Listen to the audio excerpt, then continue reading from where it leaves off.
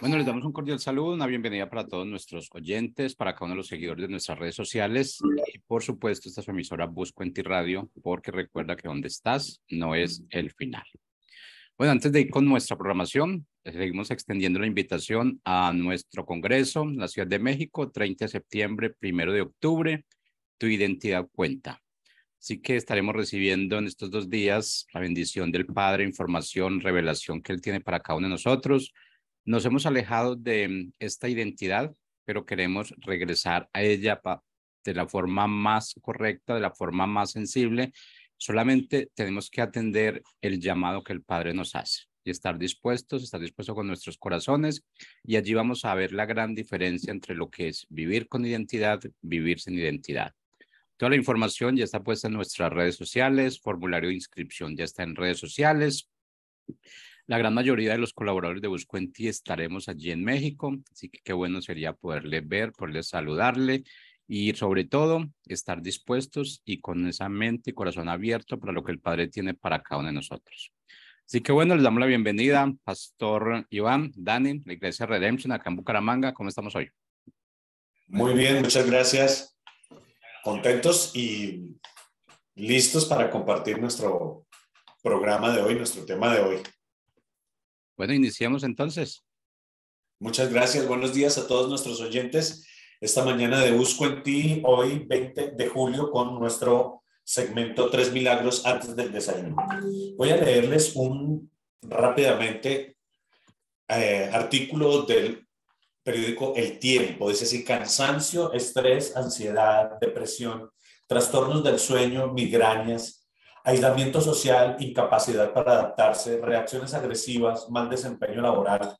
Las personas pagan un costo enorme por la tensión emocional, mental, física y social que producen sentimientos como el odio y el rencor. Así lo establecen muchas conclusiones de investigaciones científicas. Por fortuna, la ciencia también ha demostrado que elegir el perdón es un acto sanador y restaurador.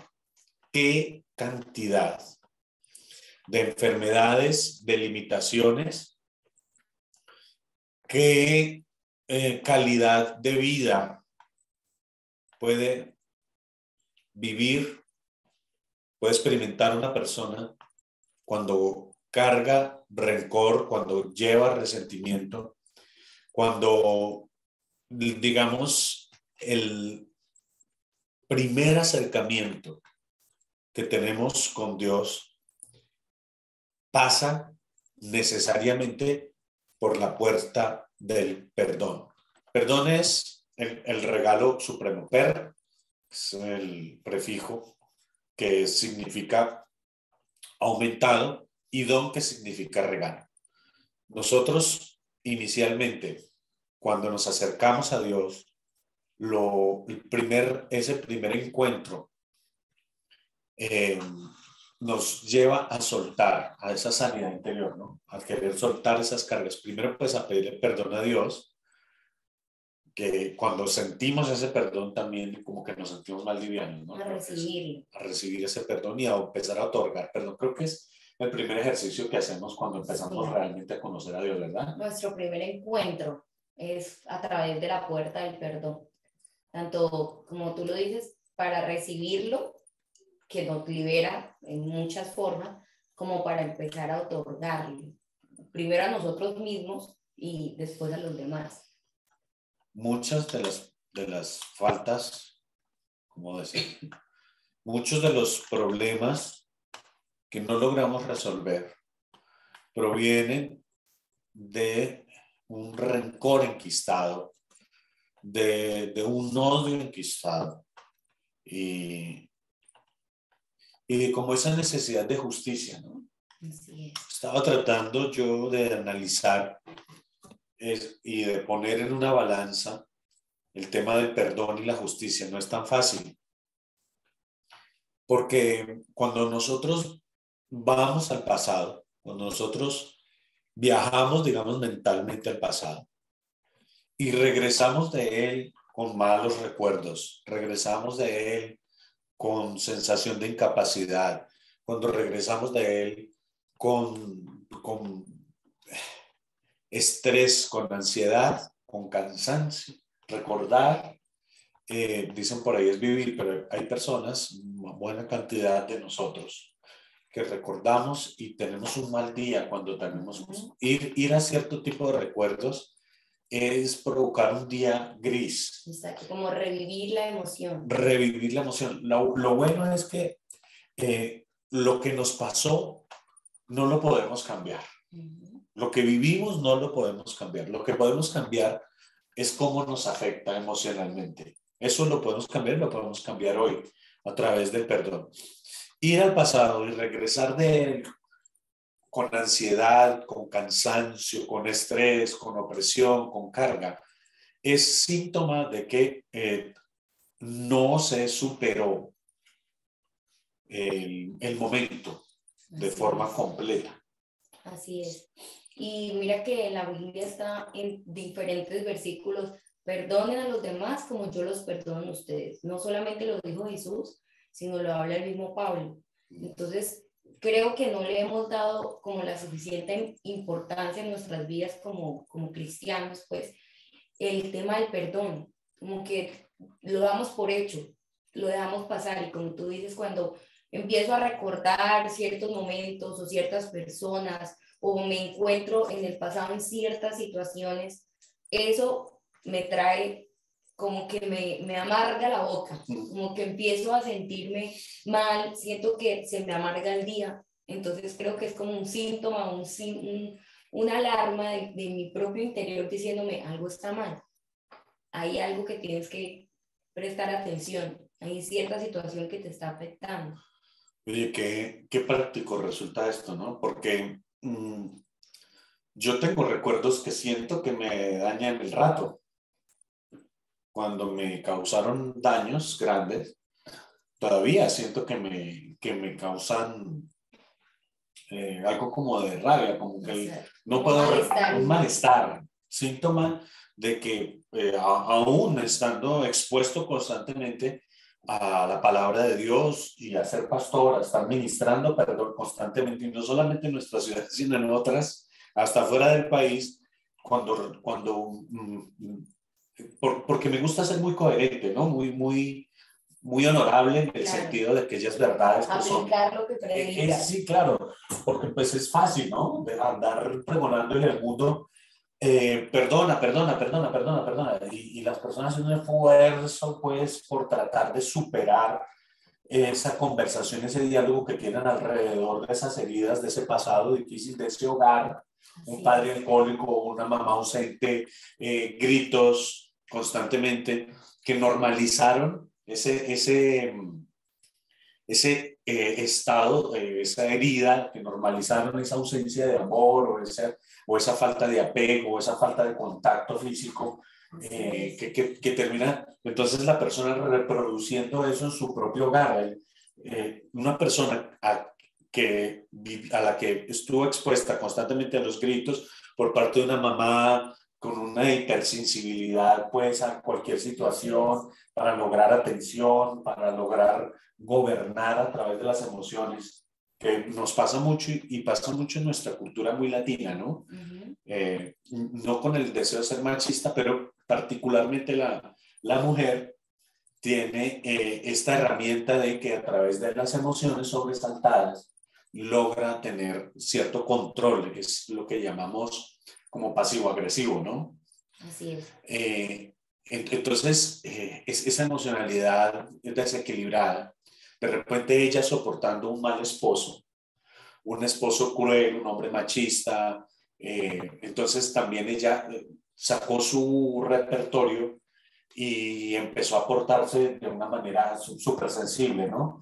Entonces, todo es llanto, todo es pérdida, pero no logra separarse de él. Y los niños, absorbiendo todo esto, cuando llegan a su adultez, desarrollan, no porque estén, digamos, ya determinados, pero sí fuertemente influenciados.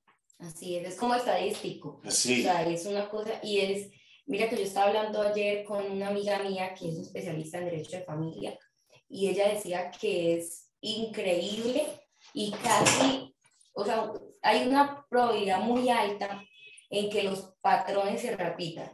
O sea, Sí, si claro. creciste en un hogar que tenía como cultura el grito, la tensión emocional, que las cosas no se hablaran, que se dejara todo como sin resolver, entonces vas a ser un adulto con apegos, con dolor, probablemente maltratador, si fuiste maltratado. Entonces ella decía, la gente no le da, incluso ella también es cristiana, pero decía, la gente no le da ni siquiera biológicamente la importancia al perdón, porque no lo tenemos de hábito, Claro. no lo tenemos como una creencia Al contrario, ¿no? fija. Que es, no me voy a dejar de nadie. Exacto. Entonces decía, esa cultura de falta de perdón en la que vivimos llega a las comisarías de familia, porque entonces tú creciste siendo un niño maltratado, cuando vas a casa, formas un hogar, entonces te vuelves un maltratador también y ni siquiera sabes por qué. Y es porque en tu casa no había una cultura de perdón. Por ejemplo, en mi casa, cuando yo era pequeña, no había una cultura de perdón. O sea, nunca se hablaba de eso. Simplemente peleábamos y durábamos 15 días sin hablarnos. Y 15 días ni siquiera con algún ánimo de resolver, sino 15 días somos enemigos. Wow. Somos enemigos y ni siquiera la comida, o sea, nada, yo sentía que era como un campo de guerra, como un campo de batalla y tenemos muchos frentes y no puedes ir a tocar ningún frente porque... Y cada uno tiene sus armas y cada total, uno busca la manera de usarlas como... Total, entonces, claro, yo crecí en ese ambiente y cuando ya me volví una adulta era muy difícil para mí perdonar. Entonces alguien me hacía algo que de verdad me dolía y para mí era como, pero ¿cómo así? O sea, tenemos que ser enemigos mínimo 15 días. Hay que ser, tiene que haber algo, si me tiene una venganza. Entonces sí. Uno no se da cuenta lo importante que es perdonar, porque es que hasta como ves a Dios se vuelve crisis. Claro. Porque yo decía, ¿por qué Dios me perdona tan fácil?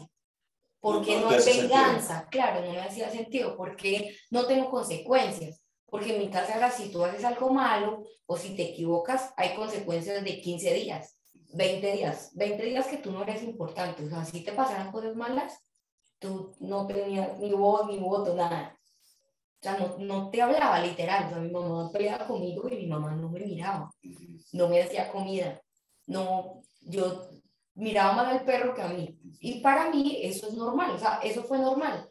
Entonces, claro, cuando yo empecé a tener relaciones con otras personas adultas, ya pues de universidad y todo, era muy extraño que la gente como que peleáramos y nos reconciliáramos tan rápido, porque pues hay gente que sí, en su casa obviamente tuvieron una cultura de perdón, y cuando yo me encontraba este tipo de personas y se me acercaban y vamos a reconciliarnos, era un choque muy duro para mí, muy duro, en la iglesia, con Dios, conmigo misma. Entonces, si yo cometía un error, perdonarme no era una opción para mí. O sea, yo cargaba con la culpa días, semanas, como un latigazo, como unas religiones que se dan látigo. La única manera para compensar, para tener una relación sana con Dios, entre comillas, en ese cerebro determinado o influido profundamente, como decimos, yo debo recibir castigo. El ego siempre está buscando la justicia. Yo debo recibir un castigo porque Dios ya no me quiere. Dios ya no me quiere. Entonces, y además que lo decían uno las abuelitas, Dios entonces ya no lo va a querer porque usted se portó mal. Se va a poner bravo. Dios se va a enojar con usted, ya no le va a traer regalos porque usted... Claro. Y aunque en Dios hay un profundo deseo de justicia, también hay un profundo deseo de misericordia y de perdón. Fíjate que en la oración que todos usamos, todos decimos que es el Padre Nuestro, en la oración modelo, dice dos cosas en ese orden que me parecen muy interesantes de analizar ahora, hablando del tema. Dice, danos hoy el pan nuestro de cada día. ¿Y qué es lo después? ¿Lo que sigue? Y perdónanos. Y perdónanos. Danos algo y quítanos algo. Exactamente. Danos el medio de estar plenos, alimentados, pero también quítanos esa carga. Llévate esa culpa. Así es. Llévate ese deseo de castigo, de venganza. Llévate ese rencor. Y decimos la sentencia. Perdónanos como nosotros perdonamos a los que nos ofenden. Cuando nosotros perdonamos a los que nos ofenden, estamos declarando una cualidad de Dios que queremos reproducir. Así es. Y es como ese dicho popular que dice que cuando tú no perdonas, es o sea, es como que tomaras un veneno. Hicieras un veneno y que tú mismo te lo tomaras. Y quisieras que la otra persona muriera, Claro. pero el único que se está haciendo daño eres tú. Sí. Y esa es la invitación de Dios. Quiero decir, Suelta. El perdón no es un deber. Es decir, cuando yo cometo un error, cuando yo lastimo a alguien, no es deber de la persona perdonar, es un derecho de la persona. Así es. No soy yo el que tengo que exigir, pasa mucho. Desafortunadamente también nosotros los latinos somos muy torpes, no sé cómo decirlo en otros términos, porque queremos exigir. Y el perdón no se puede exigir. Así es. El perdón se tiene que elegir. Ni siquiera te lo tienen que pedir, porque No. a veces esperamos que la persona venga a tocar nuestra puerta y decir, oye, de verdad, lamento mucho lo que te hice. Ayuda mucho, pero la persona en su libertad puede o no otorgar, porque además es una decisión en la que hay que permanecer. Así es. Por un buen tiempo, dependiendo pues del tamaño también de la herida, para poder sanar completamente. Yo no puedo decir, cuando alguien me causó una herida grave, emocionalmente hablando, es decir, el otro día, no, ya, perdonado, no pasó nada. Tengo que llevar un proceso y decidir consistentemente, conscientemente, constantemente, perdonar, hasta cuando la herida ya sanó. Así es. Pero mira qué importante eso que dices de que es una decisión. Es decir, yo puedo, aunque la emoción no me acompañe, porque todavía me siento herida, puedo empezar a declararlo, puedo conscientemente empezar a hablarlo. Mira, a mí me ayudó mucho cuando estaba orando a hablarlo con nombre propio. O sea, decir, yo perdono a tal persona por tal cosa. Y la emoción muchas veces no me acompañó. Incluso veía a esa persona y aún sentía como ese dolor de lo que me hizo. Pero eso me ayudó con varios intentos, pues, a soltarlo. Y también en mi relación conmigo misma. Aprendí a perdonarme y de manera real, porque no era como, no, sí, me equivoqué y lo suelto. No, sino que yo creo que esa falta de cultura de perdón me hacía como arrastrar ese dolor mucho tiempo. Entonces yo sentía que no era capaz de soltarlo, ni para los demás ni para mí. Entonces creo que hacerlo consciente y hablarlo es la herramienta número 1. Mira, toda la literatura, o una gran cantidad de literatura, se trata sobre cuestiones del amor y venganzas.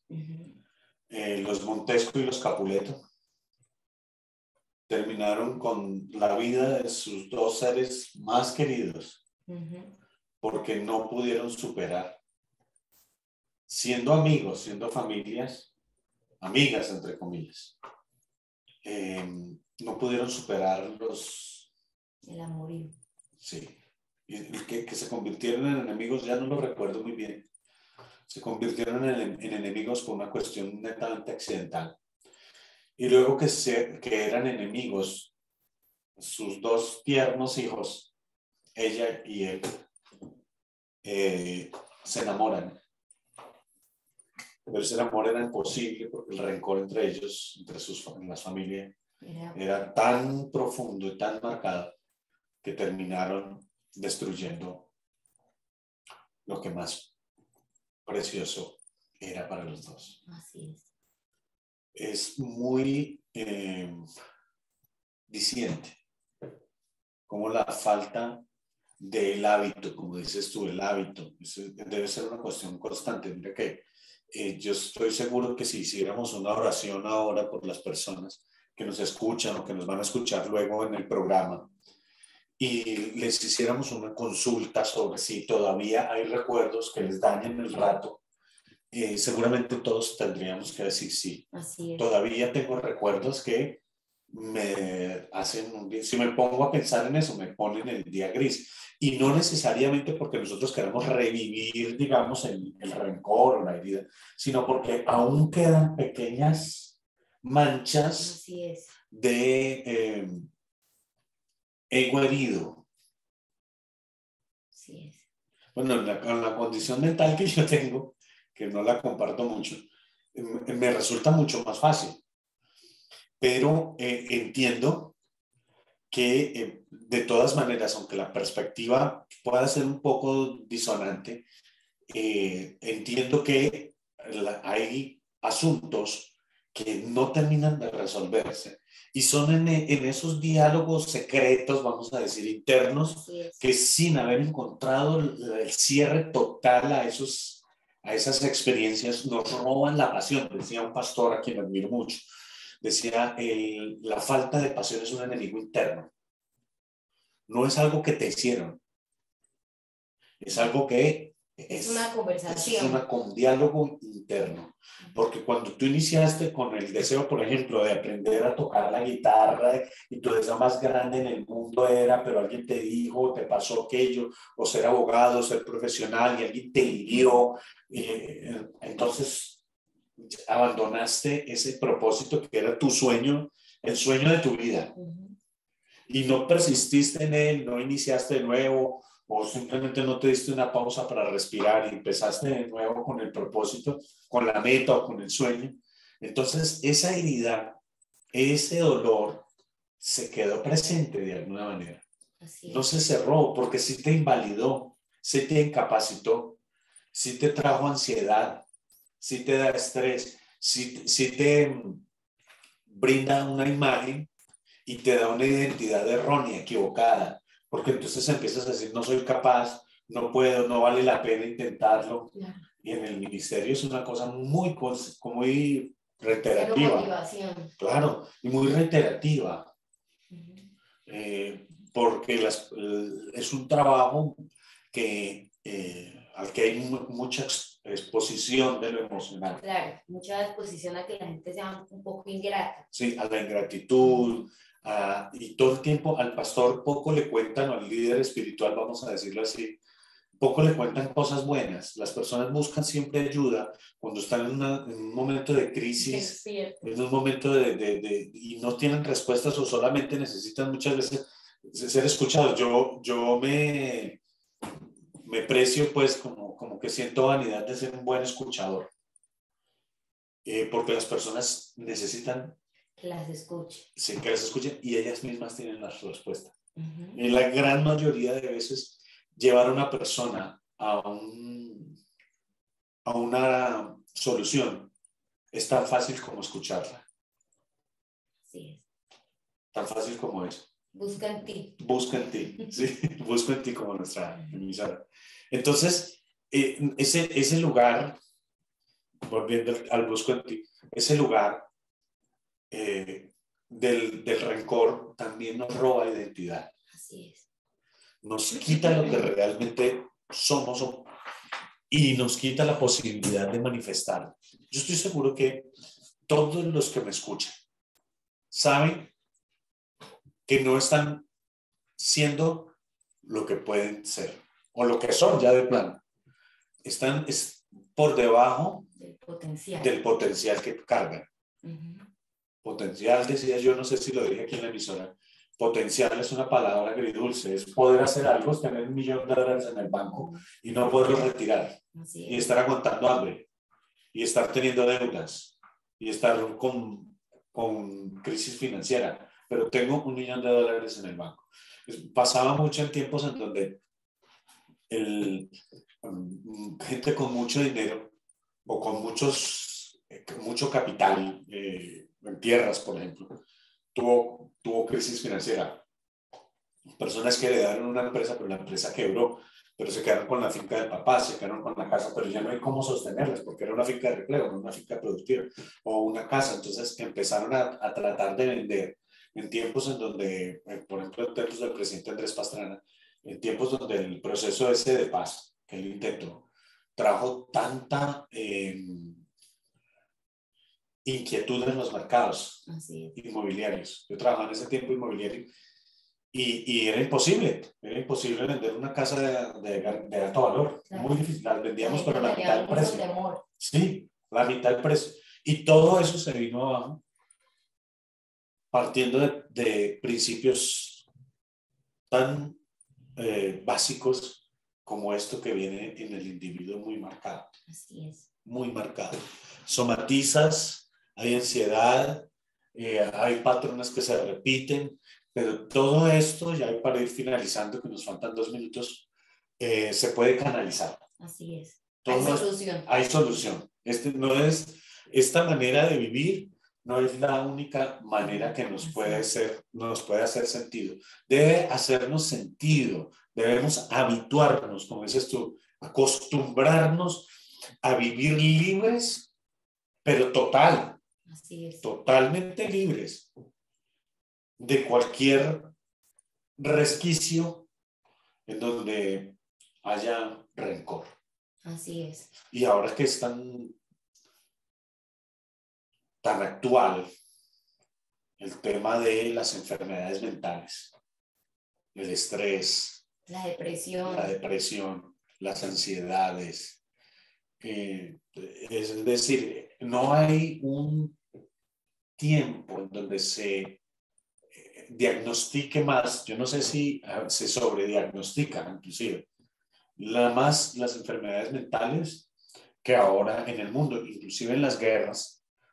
Me imagino que tuvo que haber sido horrible el tema de la salud mental de tantas personas, pero hoy sí constantemente tenemos esa conversación y no es un asunto religioso como nos estamos dando cuenta, porque yo soy de los que digo, todo asunto que la Biblia propone como mandato, como ley, toda propuesta que Dios le hace al hombre no beneficia a Dios.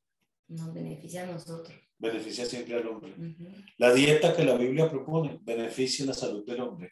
Así es. El modo de vivir por fuera de las ataduras de las pasiones humanas benefician al hombre. Así es. No es que Dios no quiere que vivamos con los placeres del mundo, es que Dios quiere mantenernos dentro de los límites en los que el hombre puede disfrutar de ellos sin caer en la esclavitud. Claro, es como eso que en esa línea que hablas, otorgar perdón, nos beneficia a nosotros. Claro. Es Dios invitarnos a estar sin carga, sin mala emoción, sin enfermedades. Tener una identidad correcta. Así es. Qué maravilloso regalo. Porque nosotros no somos esa herida. Nosotros no somos ese pasado. Así es. Nosotros somos este potencial. Eso es lo que somos. El $1.000.000, como poníamos en el ejemplo, en el banco. No somos la limitación, nosotros somos la posibilidad. Así es. No somos la puerta cerrada, nosotros somos la puerta abierta. No somos la demanda, somos la oferta. Hay mucho más que dar en nosotros, pero mucho de esto se ha quedado estancado y cerrado porque estamos razonando a través, o viendo todo a través de un lente distorsionado. Así es. Con aberración. Con aberración. Y eso no nos deja ver lo que somos capaces de hacer. O podemos verlo cuando hablamos de condición, pero no tenemos la pasión. Exacto. Muchas gracias por acompañarnos esta mañana. Quisiéramos hablar otros 20 minutos más sobre esto, pero usted en su casa, mi amado hermano y amigo, puede dedicar unos minutos para reconocer y diagnosticarse, autodiagnóstico, que es tan delicado cuando se trata de las enfermedades del cuerpo. Si hay todavía falta de perdón por su pasado, por sus padres, por sus parejas, por sus heridas, por sus tropiezos, por usted mismo, y puede dar un gran paso hacia adelante y sacar toda esa reserva de potencial que todavía está sin usar para tener una vida mucho más plena, mucho más agradable y disfrutar. Así es. Dios no nos trajo a esta vida a sufrir. Dios nos trajo a esta vida con un propósito y para disfrutar. Así es. Amén. Amén. Les bendecimos en el nombre de Jesús y nos vemos pronto nuevamente aquí en nuestra emisora Busco en Ti, en el segmento 3 milagros antes del desayuno.